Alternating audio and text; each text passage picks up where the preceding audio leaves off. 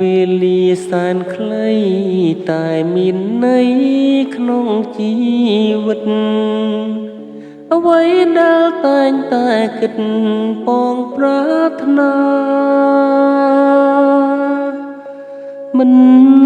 ជឿលើនិស្ស័យមិនជឿព្រេងវាសនាតែពេលនាងទៅដឹងថាជាការពិត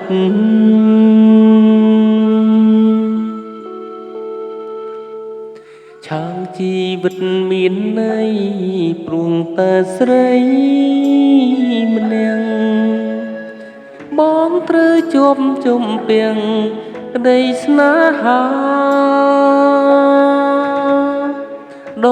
ងចិត្តមិនរួចព្រមតែដួងកែវនេត្រាអូនជាទេពធីតាក្នុងសុបិន